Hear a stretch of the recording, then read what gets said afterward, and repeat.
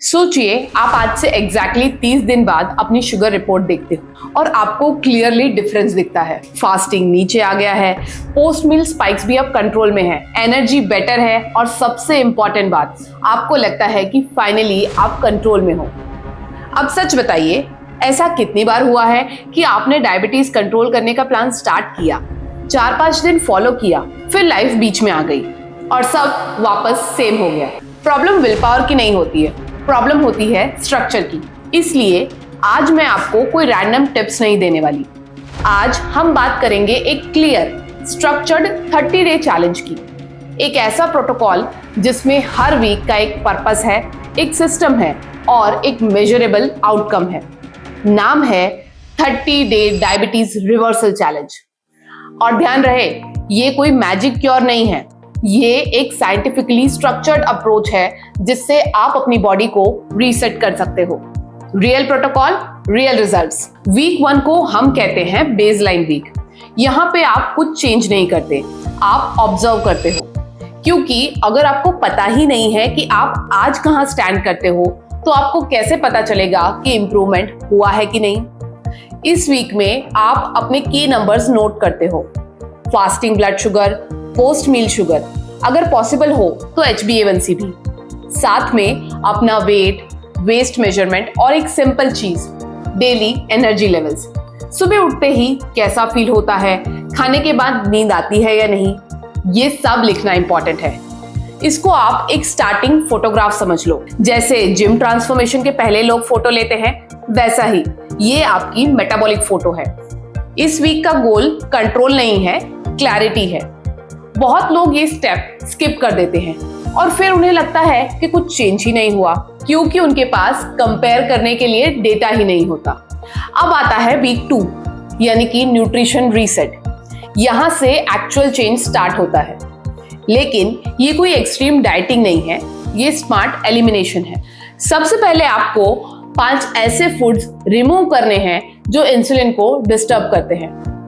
सबसे ऑब्वियस है refined sugar, जैसे कि स्वीट्स, शुगरी ड्रिंक्स। दूसरा है रिफाइंड कार्ब्स, यानी कि व्हाइट ब्रेड और मैदा से बनी हुई चीजें। तीसरा है लिक्विड कैलोरीज, जैसे कि पैकेज जूसेस और cold drinks, even so called healthy smoothies भी। चौथा है अल्ट्रा प्रोसेस्ड स्नैक्स, यानी कि बिस्किट्स, चिप्स और नमकीन। और पांचवा है एक्सेसिव लेट नाइट ईटिंग। ये 5 चीजें आपके इंसुलिन सिस्टम को कॉन्स्टेंटली ओवरलोड करती हैं। इन्हें हटाने का मतलब स्टार्वेशन नहीं है, इसका मतलब है सिस्टम को ब्रेक देना। अब सिर्फ रिमूव नहीं करना, रिप्लेस भी करना है। 3 चीजें ऐड करनी है।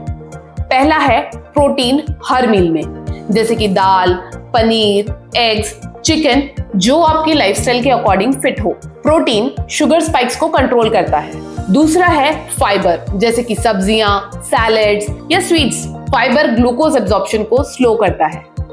तीसरा है हेल्दी फैट्स, जैसे कि नट्स, सीड्स या देसी घी इन मॉडरेशन।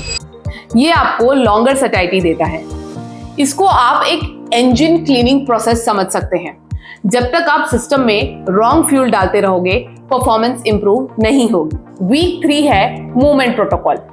यहाँ पे सब लोग सोचते हैं कि अब जिम ज्वाइन करना पड़ेगा, हैवी वर्कआउट करना पड़ेगा, लेकिन सच ये है कि डायबिटीज कंट्रोल के लिए सबसे पावरफुल मूवमेंट वो है जो आप खाने के बाद करते हो। इस वीक का फोकस है पोस्ट मील मूवमेंट। हर मील के बाद 10 से 15 मिनट की लाइट वॉकिंग। तेज भागना नहीं है, बस मसल्स को एक्टिवेट करना है। जब आप चलते हो, स्पेशली आपकी लेग मसल्स कॉन्ट्रैक्ट होती हैं और वो ग्लूकोज को डायरेक्टली यूज करना स्टार्ट करती हैं। इससे blood sugar spikes naturally control होता है। इसके साथ साथ हफ्ते में 2 से 3 दिन लाइट रेजिस्टेंस ट्रेनिंग ऐड करनी होगी। ये जिम में हो सकता है या घर पे सिंपल बॉडी वेट एक्सरसाइजेस से भी हो सकता है, जैसे कि स्क्वाट्स, वॉल पुशअप्स या फिर resistance band exercises. Muscle mass increase करना मतलब आप अपनी बॉडी में ग्लूकोज स्टोरेज कैपेसिटी इंक्रीज कर रहे हो। इसको एक सिंपल एनालॉजी से समझो। अगर आपके पास छोटा टैंक है तो थोड़ा सा पानी भी ओवरफ्लो करेगा, लेकिन अगर टैंक बड़ा हो तो सेम पानी इजीली स्टोर हो जाएगा। मसल्स आपका वही टैंक है। वीक 4 आता है स्लीप और स्ट्रेस रीसेट। ये वो पार्ट है जिसे लोग सबसे ज्यादा इग्नोर करते हैं, लेकिन ये इक्वली पावरफुल है। अगर आपकी स्लीप प्रॉपर नहीं है या आप कॉन्स्टेंट स्ट्रेस में हैं, तो आपका बॉडी हमेशा अलर्ट मोड में रहता है। इस मोड में कॉर्टिसोल हार्मोन रिलीज होता है जो ब्लड शुगर लेवल्स को इंक्रीज करता है। मतलब आप परफेक्ट डाइट फॉलो कर रहे हो, एक्सरसाइज कर रहे हो, लेकिन अगर स्लीप और स्ट्रेस ठीक नहीं है तो रिजल्ट्स लिमिटेड ही रहेंगे। इस वीक में फोकस है सिंपल चीजों पे। फिक्स योर स्लीप टाइमिंग, 7 से 8 घंटे की कंसिस्टेंट स्लीप। सोने से पहले स्क्रीन टाइम कम करना और दिन में थोड़ा माइंडफुल ब्रेक लेना, चाहे वो 5 से 10 मिनट डीप ब्रीदिंग हो या सिंपल वॉकिंग विदाउट फोन। इसको आप सिस्टम कूलिंग समझ लो। अगर मशीन ओवरहीट हो रही हो तो परफॉर्मेंस कभी ऑप्टिमल नहीं होगी। अब आता है end of the month reassessment. 30 दिन के बाद आप वही चीजें दोबारा मेजर करते हो जो आपने वीक 1 में की थी। फास्टिंग शुगर, पोस्ट मील शुगर्स, आपका वेट, आपकी वेस्ट सर्कमफ्रेंस और आपका एनर्जी लेवल। अब यहाँ रियलिस्टिक एक्सपेक्टेशन समझना बहुत जरूरी है। ये 30 दिन में आप डायबिटीज कंप्लीटली रिवर्स नहीं करने वाले हो, लेकिन आपको एक क्लियर डायरेक्शन मिल जाएगा। आप नोटिस करोगे कि स्पाइक्स कम हुए हैं, एनर्जी बेटर है और क्रेविंग्स भी कम हुई है। एंड सबसे इंपॉर्टेंट, आपको समझ आ जाएगा कि आपकी बॉडी कैसे रिस्पॉन्ड करती है। ये अवेयरनेस ही सबसे बड़ा रिजल्ट है, क्योंकि अब आप गेस वर्क नहीं कर रहे हो, आप डेटा के साथ डिसीजन ले रहे हो। नेक्स्ट स्टेप क्या है? जो काम कर रहा है उसे कंटिन्यू करो और जो नहीं कर रहा है उसे एडजस्ट करो। डायबिटीज कंट्रोल एक 30 दिन का प्रोजेक्ट नहीं है, ये एक लॉन्ग टर्म सिस्टम है। लेकिन ये 30 दिन आपको वो फाउंडेशन दे देते हैं जिससे आप अपनी जर्नी कॉन्फिडेंटली कंटिन्यू कर सकते हो।